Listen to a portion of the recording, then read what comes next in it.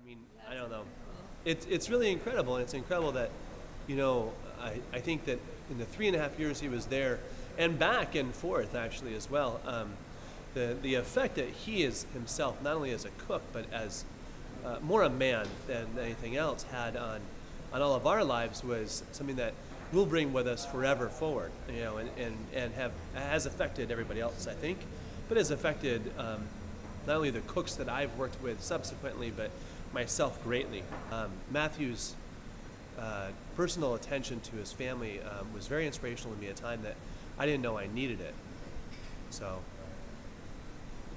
that's all I have to share with you. Working with Matthew was an inspiration. I've never seen anyone work harder than him, be more committed to his craft, and be so giving of a person in the process. And probably one of the best things about working with Matthew, aside from his work ethic, was watching him try and fit in all of the spaces in Crush. Particularly, we had the saute station, which was about 1.5 feet wide, and so you'd have about the space, about 3 bodies width worth of space to work for your grill cook and your saute cook. And I know there have been so many people throughout all the restaurants that Matthew's worked at that have had a chance to partake in all the experiences that he's created for other people. And I'm really fortunate that we're all here together to provide an opportunity to give back to all that he has to us. I think the thing about Matt is that I don't think I've ever met anyone before that just always knew exactly what to say at the right time, whether it was the best of times or the worst of times.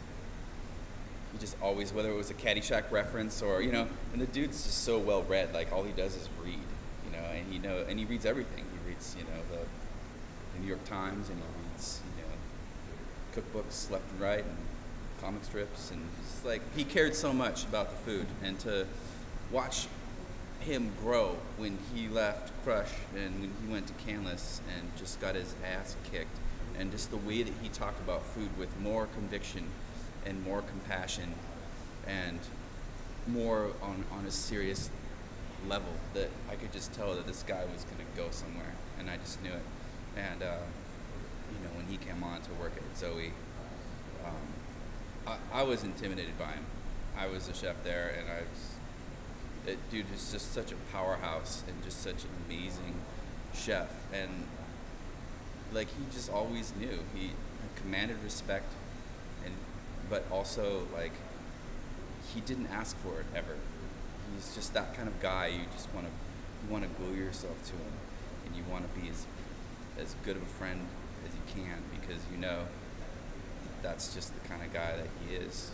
And people still talk about him when I run into him on the street from back in those days. And he's just an inspirational guy and the hardest working guy I ever met. And I'm honored to have worked with him so many years, and I'm honored to call him my friend. Matt, I don't know, I guess he's an interesting character in a lot of different ways, and definitely pushed us to think of things in a different way and a different perspective than we might not normally think of. And whether that be, approaching things, food-wise, like how can we do this better? Like, well, why are we doing this? Questioning ourselves, and yeah, a special moment in our lives that Matt was able to touch us, and he'll always be, part of us in whatever way. So, thank you, Matt. It's hard for a mother to describe your child, who's a man now and undergoing something so bravely, but I have to say that his tenacity and his will were shown to me many, many years ago in New Hampshire when we were climbing up a fairly large mountain, and Matthew stepped back and said, "Oh my gumma." And we sort of picked that up as a family, that whenever something was really hard, we'd say, "Oh my gumma." And one of our last family trips together was to Paris, And we were at the Eiffel Tower, and Matt stepped back and said, "Oh my gumma," but he and his father climbed the Eiffel Tower by themselves, and so when things get tough, Matt and I just sort of look at each other and go, "Oh my gumma," and he seems to be able to just power through things, and so I've gained strength from that, and I think a lot of his friends have too. What Big Table is a nonprofit that cares for folks in the restaurant and hospitality industry. I was a restaurant critic for a number of years and noticed that no one was caring for folks in the industry, even though it's the largest industry in the country and has some of the biggest challenges behind the smiles that people have on their faces when they serve folks. And when I started investigating and realized there wasn't a single nonprofit in the nation doing anything about it, we created one. And we create community around food and then care for folks who are in crisis. That could be something like what Matt's dealing with, cancer. That can be something, a death in the family. That can be a broken car, grief, any kind of need. We'll care for it, but we do it relationally.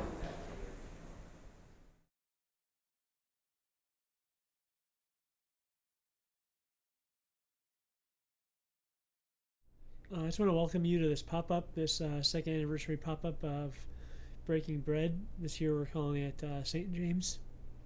The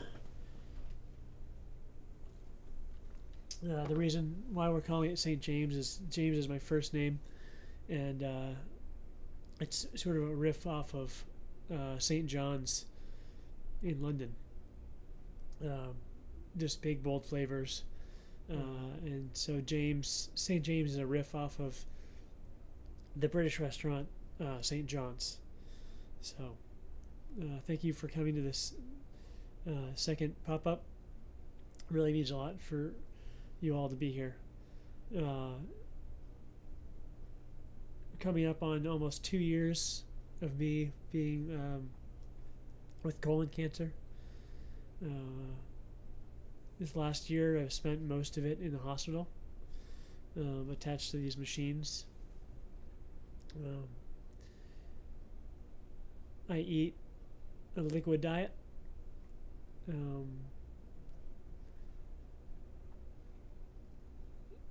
I get proteins via liquid as well, so everything comes in a bag for me right now.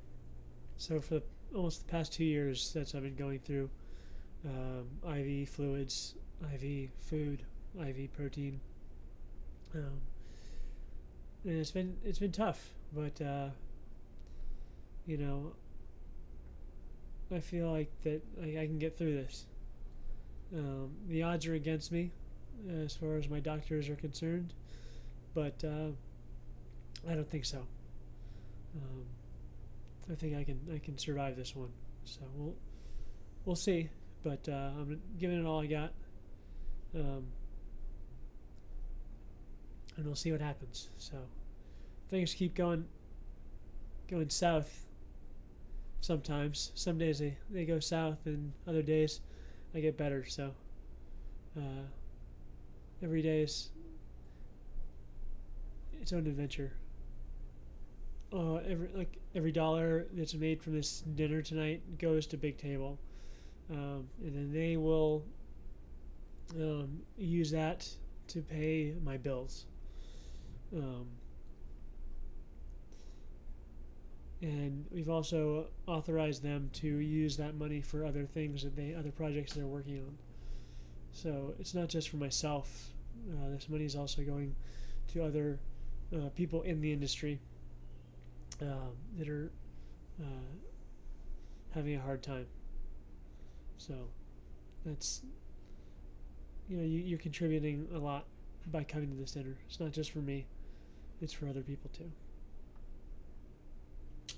So you're going to be enjoying a 5-course meal from some great chefs in this city. I wrote the menu. It took me a couple days of revision and rewriting. But I think it's a good menu. solid menu, and it's going to be produced through the hands of James Sherrill, Jason Wilson, Jason Franey, Stu Navarre, and Dion Himmelfarb. So I hope they do a great job. I know they'll do a great job putting out my menu. So, and afterwards there's a party with a suggested donation of $25. Food provided by Republic, Napkin Friends, Ethan Stoll Restaurants, and Kadaimakan. So please enjoy yourself during the dinner and afterwards too. I'd like to thank, first and foremost, my mom for putting up with all my troubles. Thank you, Mom. You've been a trooper, lugging me around from appointment to appointment. I also want to thank Stacy Paxton for putting this together, this evening together.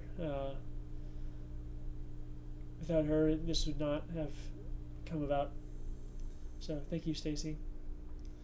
And just thank you all for coming. Enjoy the evening.